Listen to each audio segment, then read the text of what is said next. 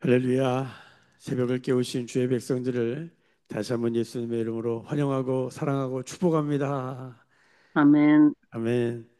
우리 아름자매가 새벽을 종종 깨우는데, 네, 둘째 이름이 뭐죠?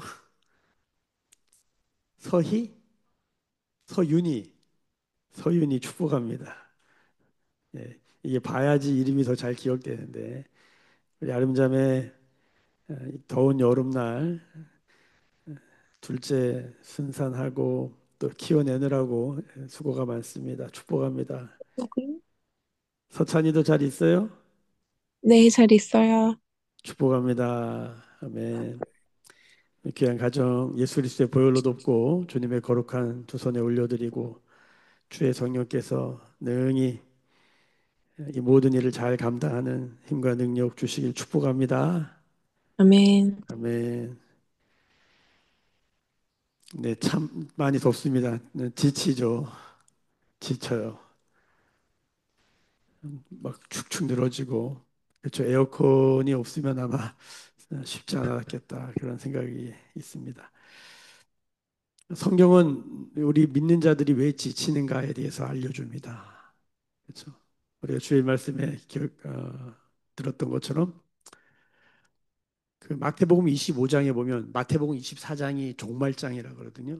24장이 마지막 때 무슨 일이 있는가 예수님이 그걸 알려주세요. 그리고 25장을 딱 넘겨보면 그 마지막 때 그리스도인들은 어떻게 살아야 되는가 그러. 그렇죠. 마지막에 막 전쟁과 기근과 나라와 나라, 민족과 민족이 서로 싸우고 반목하면서 불법이 성함으로 사랑이 식어져서 정말 살기가 참 쉽지 않은 시대가 올 것이다. 근데 이것은 재난의 끝이 아니라 재난의 시작일 뿐이고 재난의 끝은 복음이 전파되고 증언될 때 그제야 끝이 오겠다. 우리가 복음을 전한다는 건 세상 끝이 오겠다는 거거든요. 이런 말씀하시고 마지막 때 그런 일이 있겠다 막 얘기하시고 그러면 이 복음을 전하는 증인의 사명을 감당할 성도들은 어떻게 살아야 되는가에 대해서 세 가지 비유로 말씀하시는 게 마태복음 25장이란 말이에요. 그 세 가지 비유 유명하죠. 열처녀 비유, 달란트 비유, 양과 염소 비유 이 세 가지가 나오는데 그 첫 번째 비유인 열처녀의 비유에 보면 슬기로운 처녀 5명, 미련한 처녀 5명이 나오는데 슬기로운 처녀는 깨어 있었고 미련한 처녀는 졸고 있었다가 아니에요. 슬기로운 처녀나 미련한 처녀나 다 졸고 있어요. 다 졸다가 자요 또. 성경에 그렇게 써 있어요. 왜 그런가? 왜 그들이 졸고 자냐? 성경이 답을 줘요. 기다리다가 지쳤어요. 신랑이 더디움으로 기다리다가 지쳐가지고 다 졸며 자는 거예요. 그래서 신앙생활 하다가 졸 수 있고 잘 수 있다. 그런데 중요한 건 우리 예수님이 성삼위 하나님 우리를 다시 깨우신다는 거예요. 우리가 연약하다. 우리가 존다, 잔다. 우리가 실패에 넘어지고 자빠진다. 우리가 상처가 많다, 죄가 많다. 우리 문제가 참 많아요. 근데 그게 중요한 게 아니에요. 그런 우리를 우리 주님이 포기하지 않는다. 우리가 죄인 되었을 때, 원수 되었을 때, 우리가 연약할 때에 그분의 사랑을 확증하셨다. 증명해 내셨다. 할렐루야. 그래서 우리의 소망은 우리에게 나에게 있지 않다. 우리 주님께 있다는 거예요. 주님 우리를 포기하지 않는다는 거예요. 주님 우리를 사랑하신다는 거예요. 그 사랑하시는 주님이 우리를 어떻게 한다? 깨우신다는 거예요. 주님이 우리를 깨우시는 첫 번째 방법이 뭐냐면 말씀이에요. 말씀. 말씀으로 깨워요. 그러니까 말씀으로 깨어나지 못하면 말씀은 인격이잖아요. 그러면은 뭐냐면 고난과 어려움들이 와요. 고난과 어려움도 성경을 읽어보면 단계가 있어요. 그렇죠? 바깥에부터 안으로 들어와요. 바깥에서 무슨 일이 일어나요?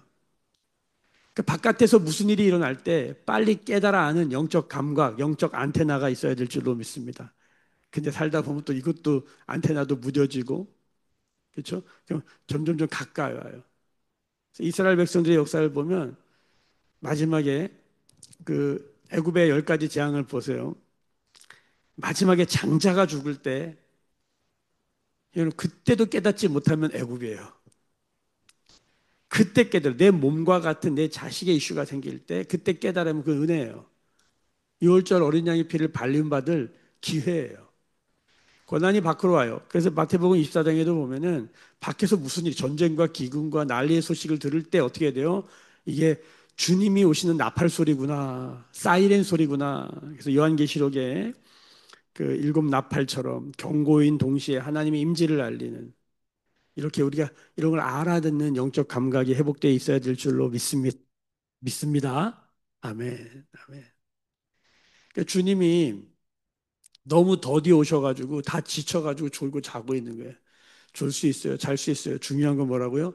주님 우리를 깨우신다고요. 뭘로 깨우세요? 말씀으로 깨우신다고. 이 새벽에 주님 우리를 깨워주신 줄로 믿습니다. 말씀을 듣고 정신 차려라고 말씀하신 줄로 믿습니다. 그리고 말씀을 딱 폈더니 어제 요한계시록이 끝났는데 오늘 스가랴 구약의 작은 요한계시록이라는 별명이 붙은, 놀랍죠? 구약의 작은 계시록이에요. 큰 계시록이 있어요. 다니엘.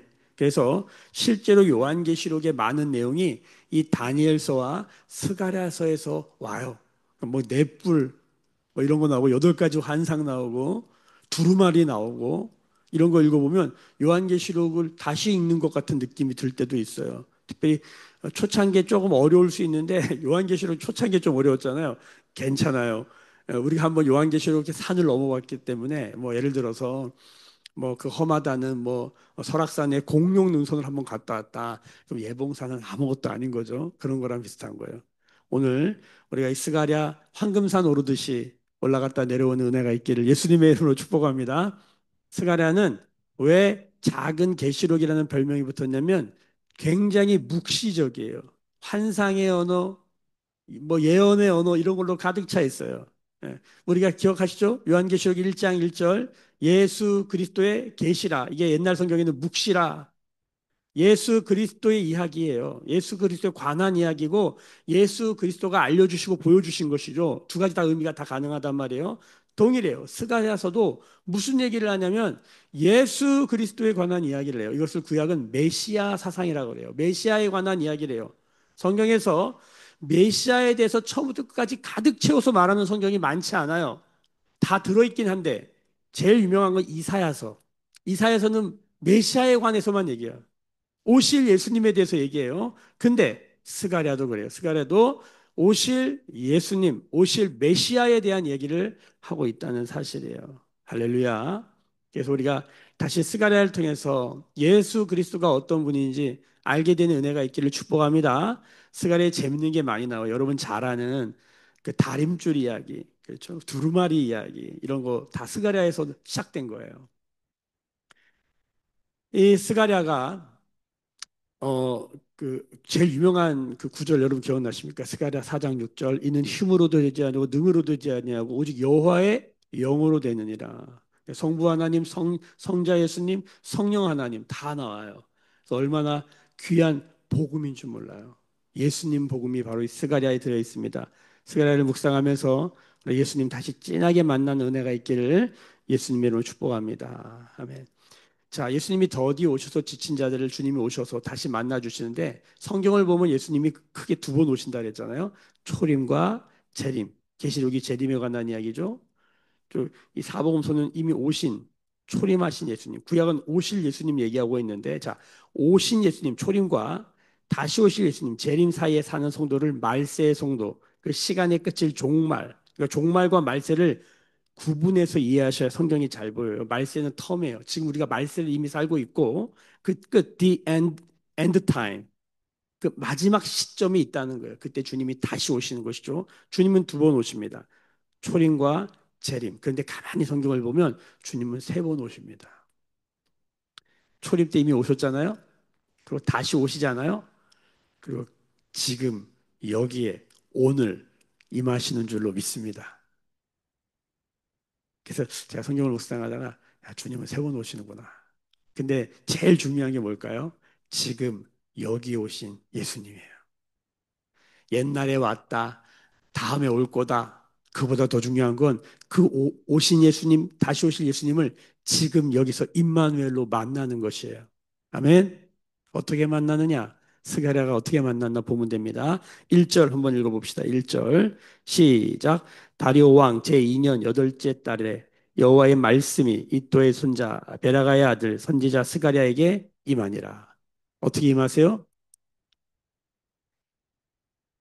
하나님은 말씀이시다. 태초에 말씀이 계셨고 그 말씀이 곧 하나님이다. 이 말씀이 육신을 입은 것이 예수 그리스도요. 이 말씀이 글과 말을 입습니다. 이 말씀이 잘 들으셔야 돼요. 이 말씀이 글을 입는 게 성경이고 이 말씀이 말을 입는 게 설교입니다. 대언. 원래 설교가 하나님의 말씀을 대언하는 거거든요. 불완전한 인간이 완전한 하나님 말씀을 선포하니까 이게 헷갈린 거예요. 불완전한 인간을 보고 있는데 자꾸 하나님 말씀이라니까 이걸 구분해서 들어야 되는데 막 전하는 사람도 막 헷갈려가지고 지가 하나님인 줄 알고 그러면 안 돼요. 그래서 막 논쟁이 많아요. 축도를 어떻게 하느냐, 주님께 구해야 되냐, 대신 선포해야 되냐. 다 설교자의 문제예요. 설교자 지가 하나님도 아닌데 막 있을 찌어다 이렇게 말하는 게 불편한 거예요. 그럴 수 있어요. 역사 내내 그랬어요. 여러분, 근데 설교는 원래 하나님의 대언입니다. 인간의 부족한 언어 가운데 하나님의 완전한 말씀이 임했죠. 하나님의 말씀, 그 영의 말씀은 완전한데 이것을 번역하고 담아내는 우리의 글이 연약해요. 그래서 사람의 글을 읽으면 이해가 안 되는 것도 많고 헷갈린 것도 많아요. 여러분 생각해 보세요. 육신이 완전합니까? 시간과 공간의 제약을 받으며 불완전한데 거기에 우리 예수님이 임하세요. 하나님의 영이 임해요. 그게 예수님이잖아요. 말씀이 육신을 입어요. 말씀이 글을 입어요. 말씀이 말을 입어요. 육신과 글과 말은 연약해요. 근데 놀라운 건 뭡니까? 그 연약한 가운데 우리 주 예수 그리스도의 우리 하나님의 구원이 드러난다는 거예요. 그래서 우리가 얼마나 불완전한 인간인지를 깨닫는 것. 그걸 다른 말로 성경은 우리가 죄인이라는 거예요. 우리가 죄라는 말은 바로 뭐가 부족하다는 뜻이에요. 하나님의 영광이 결핍되어 있다는 거예요. 하나님의 선함이 결핍되어 있다는 거예요. 우리가 그런 존재라는 걸 깨닫는 것은 성경은 반전을 말합니다. 그게 은혜라는 거예요. 여러분 이게 깨달아져야 돼요. 목마른 상태인데 목마른지 모르고 살아가는 삶, 이게 제일 비참한 거예요. 목마른 줄 알아야 돼요. 야, 내가 이 등불이 나의 어떠함에서 나의 열정으로 나의 무슨 학문으로 나의 어떤 무엇으로 나의 소유로 이 등불이 켜지는 게 아니구나. 여호와께서 켜주셔야 되는구나. 주께서 켜주셔야 되는구나. 주의 은혜가 필요하구나. 이 지점이 열려야 뭡니까? 예수를 제대로 믿는 거예요. 여러분, 이 불완전성 가운데 완전하신 하나님의 말씀이 임하는 것입니다. 근데 오셨다, 다시 오신다, 오실 때는 구원인데 다시 오실 때는 심판이다. 그 사이에 사는 우리는 어디냐? 이 구원과 심판 사이에 사는 지금 우리는 어떻게 해야 되는가? 이때가 은혜의 때요, 긍휼의 때요, 구원의 때인데 이때 우리는 어떻게 해야 되는가? 성경은 단 한 가지를 말하고 있다는 사실을 기억하셔야 돼요. 여호와의 말씀이 임하는 것입니다. 하나님의 영, 성령은 말씀의 영입니다. 우리를 진리로 인도하시는, 그래서 요한복음 16장 읽어보면 예수님이 직접 알려주세요. 보혜사, 파라클레토스, 우리 옆에서 우리를 상담하시며 우리를 변호하시며 우리를 진리로 인도하신다. 너희는 걱정하지 마라. 그분이 너희를 진리로 인도할 것이다. 성령은 말할 수 없는 탄식으로 지금도 우리를 진리로 데려가기 위해서, 그 진리신 예수님을 만나기 위해서 성령을 예수의 영이라고 하는 거예요. 그래서 성령 충만함을 입으면 성령이 너에게 임하시면 너희가 권능을 받고 예루살렘과 유다와 사마리아 땅끝까지로 증인이 되는 게 뭐를 증언하는 겁니까? 예수 그리스도를 증언하게 되는 것이죠. 그래서 성령은 예수의 영이에요. 초림과 재림 사이에 사는 성도들의 어떻게 하나님을 만나는가? 어떻게 다시 오실 그 예수님을 만나는가? 진리의 말씀이 성령으로 깨달아지는 거예요. 할렐루야. 이게 다예요. 날마다 주의 말씀이 깨달아지는 은혜 가운데 있기를 소망합니다. 아멘. 아멘. 여호와의 말씀이 스가랴에게 임합니다. 그렇다면 오늘 구약에 말씀하신 하나님은 지금은 말씀 안 하십니까? 끝났습니까? 아닙니다. 성경은 전에도 말씀하시고 이제도 말씀하시고 장차도 말씀하시고 하나님은 말씀 그 자체이신데 말씀하신다는 거예요. 오늘 여기서 세상의 종말을 보고 싶다면 주의 말씀이 우리 안에 깊이 들어오는 은혜가 있기를 소망하고 축복합니다. 하나님 나라가 시작되기 때문입니다. 오늘도 우리가 하나님 나라 사는 유일한 길, 오늘도 종말적 신앙으로 살아가는 유일한 길, 여호와의 말씀이 임하니라. 우리가 말씀으로 가는 게 아니에요. 우리가 온 것 같지만 성경은 이렇게 선해요. 하나님 나라가 온다. 말씀이 임한다. 그래서 우리는 뭐예요? 손 벌려 그 선물을, 그 은혜를 받을 뿐인 것이죠. 오늘 주의 말씀 우리 가운데 임하기를 소망합니다. 스가랴가 받아요. 스가랴가 성경에 엄청 많이 나와요. 찾아보니까 32명 나와요. 이름이 같으니까 얼마나 헷갈려요. 스가랴 그러면 여러 사람이 뭐 반응을 하니 얼마나 헷갈려요. 그러니까 스가랴를 알려주려면 그 아버지가 누군지를 반드시 알아야 돼요. 아버지가 누군가 봤더니 베레가의 아들이네요. 보통 베레가의 아들 이렇게 말하면 되는데 바디메오의 아들, 디메오의 아들 바디메오 이렇게 되는 거잖아요. 누구누구의 아들. 그러면 이 사람이 그래도 족보가 있구나, 뿌리가 있구나 이렇게 하는 거예요. 근데 할아버지 이름이 나와. 이러면 뼈대 있는 가문이 되는 거예요. 할아버지 이름 보니까 이또에 이또. 그러니까 이런 걸 보면 이 뒤에도 오늘 말씀에 조상들에게 말씀하셨다. 이런 얘기가 많이 나오거든요. 2절에 보면 너희 조상들에게 심히 진노했다. 5절에 너희 조상들이 어디 있냐. 그러니까 조상이 뭡니까? 우리의 역사죠. 우리의 뿌리예요.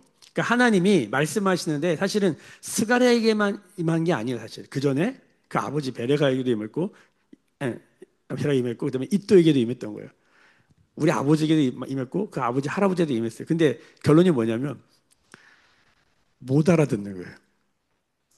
그러니까 이스라엘이 망해요. 북이스라엘 망하고 남유다가 망해요. 그래서 이 다리오 왕이 언제냐면 이스라엘 다 포로로 잡혀갔잖아요. 바벨론에 의해서 망하고 바벨론에 의해서 다 포로로 잡혀갔는데 바벨론이 망해가지고 바사라고 하는 성경이 바사라고 나오는데 이게 역사에 보면 페르시아예요. 페르시아에게 망해가지고 페르시아의 포로가 돼요. 이 페르시아의 왕이 어떻게 해요? 이스라엘을 집으로 돌아가라 그래요. 그 다리오 왕이에요. 집으로 돌아가는 그때 얘기인 거예요. 바벨론 포로에서 돌아왔다. 바사의 포로에서 돌아온 이야기. 돌아와서 뭐 했어요? 다시 성전을 건축하죠? 그 유명한 우리가 성전 건축하는 이야기 있잖아요. 그래서 이 당시에 성전을 건축하다가 지쳐가지고 다 못하겠다가 손 놨단 말이에요. 한번 시작을 했다가 다 손 놔요. 손 놨다가 다시 학계라는 선지자가 일어나서 성전을 건축해야 된다고 독려해서 성전을 건축해요. 그 2달 뒤에 스가랴가 일어나서 또 말하는 거예요. 그래서 학계와 스가랴는 같은 동시대의 사람이에요. 근데 학계와 스가랴는 뭐가 다르냐면 학계는 실제적인 성전, 건물 성전 짓는데 막 이스라엘 백성들을 독려해요. 이스라엘 백성들에게 실제 성전을 짓는 게 너무너무 소중한 민족의 정체성, 다시 나라의 뿌리를 회복하는 거였거든. 그 다시 이제 성전을 건축하는데 건축하다가 힘이 빠져가 다 손을 놔요. 근데 성경에 이제 그걸 밝혀줘요. 너희들이 왜 성전을 건축하지 않느냐. 내용이 이런 거예요. 다 자기 먹고 사는 거, 자기 집 짓는데 정신 팔려가지고 성전 짓는 거 하다가 다 이게 더뎌져요. 한 번 포기했고 더뎌져요. 그때 스가랴가 다시 나와서 이스라엘 백성을 독려하는데 스가랴의 학계와 다른 독특한 점은 영적인 성전을 말해요. 눈에 보이는 성전이 아니라 보이지 않는 성전에 대해서 얘기하는 거예요. 그래서 성경을 다 읽어보면 보이는 성전도 중요하지만 보이지 않는 성전도 더 중요하게 여겨요. 그래서 이 성전이 결국 어디서 완성됩니까? 복음서에 가면 예수님이 성전이다 이렇게 되는 거예요. 스가랴 읽다 보면 이런 얘기가 굉장히 많이 나오고 예를 들어서 예수님이 나귀 타고 예루살렘 입성하시잖아요. 이런 얘기는 다 스가랴에서 나온 거예요. 예수님을 예언해요. 그 예수님이 성전이라고 그러고 요한계시록 비슷한 게 뭐냐면 스가랴 2장 5절 한번 보실래요? 스가랴 2장 5절 빨리 찾아서 보겠습니다. 자, 스가랴 2장 5절 내일 모레 목요일 말씀인데 한번 같이 읽어볼게요. 시작. 여호와의 말씀에 내가 불로 둘러싼 성곽이 되며 그 가운데서 영광이 되리라. 아멘. 성전에 관한 얘기를 하는 거예요. 근데 되게 영적이죠. 이거 어디서 많이 들어본 것 같지 않아요? 예, 요한계시록에 마지막에 새 예루살렘 임할 때에 거기는 등불이 없어. 왜? 죽임당하신 어린 양이 등불이 되시고 하나님께서 비추시는 그러니까 빛덩어리가 들어오는 거예요. 주님이 다시 오신다의 핵심이 뭐라고요? 빛덩어리를 받는 거라고. 그 빛의 생명이 있고 빛의 그 지혜가 있고 빛의 능력이 있어요. 그래서 빛을 받는 거예요.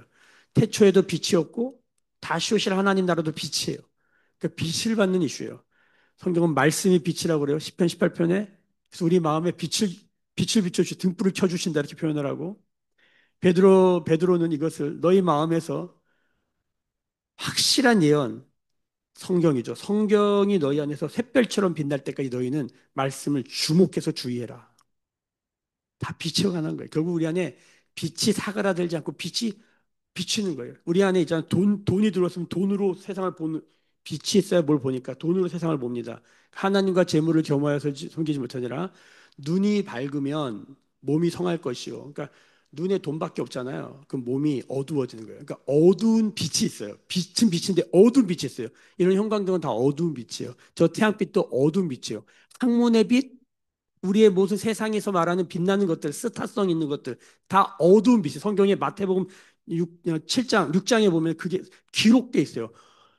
어두운 빛이란 말이 안 되잖아요. 빛은 밝은 건데 어두운 빛이 있다는 거예요. 이런 빛 말고 이런 빛이 재물이라고 말해요, 성경은. 그런 걸로 보면 몸이 망가진다는 거예요. 인생이 망가지네. 인생이 어두워진다는 거예요. 끝이 어두워져. 그게 죽음이잖아요. 그런데 하나님이 빛이 되시잖아요. 그러면 온몸이 밝아질 거다. 이게 우리가 산상수훈에 예수님께서 눈은 몸의 등불이요 이렇게 말씀하시면서 그 눈이 뭐가 있냐 눈에 하나님이 계시냐 재물이 있냐 이걸 가지고 얘기한단 말이에요. 이걸 깨닫기를 바랍니다. 무슨 말이냐면 지금 나라가 다 무너졌어요. 조상들이 하나님의 말씀을 안 듣는 거예요. 눈에 다른 게 가득한 거예요. 우상 보고 세상 보고 정욕 탐심 이런 데 가득해가지고 하나님의 빛을 받지 않고 다른 빛으로 살라고 하는 거예요. 힘이 팅팅한 빛들. 우리도요, 하나님의 빛이 확 들어와서 볼 때는요, 선명합니다. 복잡하지 않습니다. 그런데 뭐 다른 게 너무 많아. 그럼 어떻게 되냐면 희미해져, 희미해져. 스가랴가 그걸 얘기하는 거예요. 자, 조상들에게 계속 말했어. 야, 니네 할아버지에게도 말했고, 니네 아버지에게 말했어. 근데 스가랴가 또 말한다. 새롭게 말하는 게 아니에요. 했던 말씀 또 하는 거예요. 내용을 보니까 뭐냐면, 자, 2절, 3절, 4절 읽어보면, 조상들에게 진노하잖아요. 뭐라 하는 거예요? 3절에, 그러면 너희는 그들에게 말하기를, 만군의 여호와께서 이처럼 이르시되, 너희는 내게로 돌아오라. 만군의 여호와의 말이니라. 그리하면 내가 너희에게로 돌아가리라. 만군의 여호와께로 여호와의 말이니라. 만군의 여호와의 말이다. 만군의 여호와의 말이다. 굉장히 말씀하세요. 그냥 한 번만 하셔도 되는데 여기 오늘 제가 만군의 여호와의 말이라고 말한 것만 네 번이에요. 근데 거기 뭐 이르시되 이런 것까지 따지면 한 일곱 번 되는 것 같아요. 내 느낌에. 자, 중요한 거는 기록된 것만 네 번인데 왜 이렇게 반복하실까? 여기 2절에 조상들에게 심히 진노했다 하잖아요. 그냥 진노가 아니에요. 심히 이것도 굉장히 강한 어조예요. 이게 어떤 느낌인지 아셔야 돼요. 엄청 얘기했는데 엄청나게 안 듣는 거야. 안 들어가지고 어떻게 하냐면 고난을 줬는데도 야, 이래도 안 들어? 나라가 망했어요. 포로로 잡혀갔어요. 남의 일이라고 우리가 우습게 여기는 게 아니에요. 여러분 이 나라에 전쟁이 일어나서 우리의 자녀들이 우리의 부모들이 포로로 잡혀갔다. 포로 수용소에 있다. 못 먹고 괴로워한다. 이게 보통 일입니까? 이 나라도 이런 해석이 여러 가지 논쟁이 될 수 있다는 걸 알아요. 예를 들어서 일제시대가 왜 왔나? 그 고난인데 그것 때문에 우리나라의 평양에 대붕이 일어나잖아요. 이런 건 참 우리가 다 말로 담아내기는 어렵지만 뭔가 신비한 은혜가 있는 거예요, 여기. 요즘 이런 말 잘못했다 큰일 나더라고. 근데 또 한 가지, 6.25 전쟁이 왜 일어났는가? 평양에 대붕이 일어났는데 6.25 전쟁을 통해서 공산당에 의해서 북한의 교회들이 남한으로 쏟아져 피난 내려옵니다. 그래가지고 남한의 부흥이 일어납니다. 이런 말은 되게 주의 어려운데 요한계시록을 읽어보니까 죽임당하신 어린 양을 따라가다가 죽임을 당한 영혼을 하나님의 심판이 왜 아니 지금 저 나쁜 세상을 다 때려 죽이셔야지 왜 예수 믿는 사람들에게 고난을 주시냐 이거예요. 그러니까 예수를 믿는 사람들에게도 고난이 임하는데 환란이 임하는데 그 환란을 통해서 누군가가 구원되는 역사가 일어나더라는 거예요. 이게 희한한 이게 참 설명하기가 어려운데 맞아 그런 것 같아. 왜 역사를 보면 그렇거든요. 야 너희 조상을 봐라. 고난당했잖아요. 거기에는 그들의 죄의 이슈가 있어요. 오늘 말씀이 그들의 죄의 이슈가 있는데 동시에 그 고난당한 조상들의 역사를 통해서 지금 우리가 깨달아야 되는 거예요. 그래서 역사적 그리스도인, 역사를 볼 줄 아는, 이해할 줄 아는 그리스도인들. 크리스찬이 왜 구약이 역사로 이루어져 있을까요? 역사서라 그러잖아요. 역사를 모르면 망하는 거예요. 역사에는 교훈이 담겨 있죠. 역사에는 메시지가 있는 거예요. 오늘 스가랴를 통해서 옛날에 하나님이 그렇게 말했는데 야 니들이 안 들어 나라가 망했다. 니네 지금 포로다. 포로에서 돌아왔다. 야 그래도 안 듣냐? 성전을 짓다가 잠깐 한눈 파니까 성전 짓다가 어디에 팔리냐면 자기 집 짓는데 자기 생업에 먹고 사는데 다 빠져 있는 거예요. 목사도 있잖아요. 다 먹고 사는 거 아닙니까? 목사도 뭐에 걸려 있냐면요. 목회냐 먹고 사는 문제냐는 거예요. 근데 목회를 하다 보니까 목사도 다 밥 먹고 살아야 되니까 주변을 보니까 나도 공부하고 열심히 살았는데 마치 요즘 이공계 대학 하나도 안 가고 다 의대 가잖아요. 똑같이 공부했는데 누구는 연봉이 이만큼이고 똑같이 공부했는데 나는 지금 집꼬리가 박봉 받고 살고 그럼 나도 공부 열심히 했는데 그럼 나도 이거 할래. 전부 다 의대에 가서 아니 초 유치원 의대 준비생이 이게 이상한 건데 근데 이게 남 얘기가 아니라 목사도요 있잖아요. 목회를 하다가 야 내가 이럴 바에 나가서 대리운전을 할까? 이 개척 목회를 하면서 가장 강력한 유혹은 이럴 줄 알았으면 청빙을 받을 걸. 막 이런 강력한 유혹이 올 때가 있어요. 다 뭐의 문제냐면 정직하게 쪽팔리지만 다 먹고 사는 문제예요. 옆 사람 보니까 와 되게 잘 먹고 사네. 막 힘들다고 뭐 때문에 힘든가 들어봤더니 사고 싶은 걸 못 사는 거였어. 목사도 있잖아요. 목회를 한다고 다 영적인 게 아니에요. 정신 팔잖아요. 등불 꺼지잖아요. 다 먹고 사는 거예요. 성도가 돈으로 보면 끝나는 거예요. 쉽지 않아요. 정직하기 쉽지 않아요. 눈에 성도가 돈으로 보인다는 게 눈에 뭐가 있다는 거예요. 농담 우스갯소리 하지만 이생의 자랑, 육신의 정욕, 안목의 정욕 세상에 있는 게 아니야. 그게 내 안에 있더라 이게.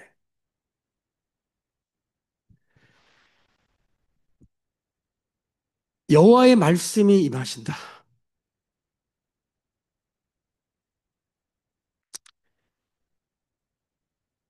전쟁입니다. 전쟁. 이스라엘 백성 여호와의 말씀이 그렇게 임했는데도 세상을 살다가 고난 당해가지고 그제서 깨달았어. 주님 우리 불렀구나. 여호와께로 돌아가는 거예요. 여호와께 돌아갔는데도 잘 돼. 여호와께 돌아갔는데도 주님이 하라는 일을 하라는데도 이걸 내가 왜 해야 되나? 이게 학계나 말라기 이런 거 읽어보면 다 걸려요. 지쳐서 힘들어서 손 놓고 있는 줄 알았더니 막 들어보니까 말라기 같은 데는 야 너희가 니네 집만 짓고 있구나. 우리 속이 다 들켜요. 신앙생활 너 왜 하냐? 너 왜 돌아하냐? 너 성전 건축 왜 하냐? 중심이 아직 이동이 안 돼서 다 자기 중심성. 신앙이라고 하는 게 나 중심속에서 하나님 중심, 이웃 중심으로 바뀌어야 되는데 이거 바뀌는 전쟁. 저도 모태신앙이고 19살에 목사 아들로 태어나서 뜨겁게 예수 만나가지고 미친 사람처럼 복음 전을 살았는데 여기까지 와서 50 넘어서 이제 돌아보니까 야 지금 안심할 때가 아니다. 등불이 희미하다. 등불이 꺼지면 죽는 거예요. 열처녀비 위해서 잔다 존다 괜찮아 주님 깨워주시니까 말씀으로 깨워주는데 등불이 꺼지면 죽는 거예요. 아침에 일어나는데 어제 어떤 상황들이 막 기억에 나면서 사랑이 없어요 목사한테. 누군가를 사랑해 사랑이 없는 저를 봐요. 짜증만 가득하고 더위핑이 될 수 있잖아요. 짜증만 가득하고 사랑이 없는 나를 보면서 주님 어떻게 하면 좋아요? 어떻게 하면 좋아요? 주님이 음성이 들려. 네가 배운 대로 거하라. 뭐 회개하면 다시 회복되는 거 제가 알거든요. 오늘 말씀 주니까 말씀이 임해야 되는 거예요. 회개하는 이유가 뭐예요? 말씀이 이 말 자리를 주는 거예요. 오늘 말씀을 묵상하면서 여호와께로 돌아간다는 게 뭘까요?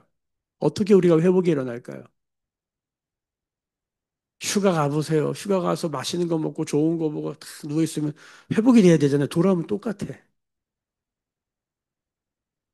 저도 이번에 그 소비 뭐 지원금 받아가지고 한번 가서 한 방에 그냥 등산용품 싹 샀거든요. 그럼 회복돼야 되잖아요. 회복 안 돼. 우리의 회복은 어디에 있습니까? 여호와께로 돌아가라. 기도하겠습니다. 지금은 우리 주 예수 그리스도의 은혜와 하나님 아버지의 크신 사랑하심과 성령의 여호와께로 다시 돌아가게 하시며 주의 말씀이 임하게 하시는 성령의 기름 부으심이 오늘 스가랴를 펴며 다시 묵상의 자리로 모인 주의 백성들의 머리 위에, 그들의 삶과 가정과 생업과 일상과 일터 위에, 매일 교회와 조국 교회와 열방에 나간 선교사님들 위해 지금부터 영원까지 함께 계실지어다. 아멘. 주의 영광 이곳에 가득해 우린 선의 주님과 함께해 찬양하며 우리는 전진하리 모든 열방 주 볼 때까지. 주신 말씀 붙들고 주님, 주의 말씀 우리 안에 임하길 원합니다. 오늘도 말씀하시는 주님 만나길 원합니다. 여호와께로 돌아가는 시간 되길 원합니다. 우리가 돌이키고 회개할 것이 있다면 그렇게 하게 하여 주옵소서. 다시 스가랴 말씀을 통해 우리를 깨우시는 주님, 다시 성전을 짓는, 보이지 않는 성전을 짓는 그 은혜가 우리 가운데 임하게 하여 주옵소서. 같이 기도하며 나아가시고 그리스도의 몸에 연약한 성도들을 위해 기도하십시다. 함께 기도할 때 우리 주께서 응답해 주실 줄로 믿습니다. 함께 부르짖어 기도하십시다. 주여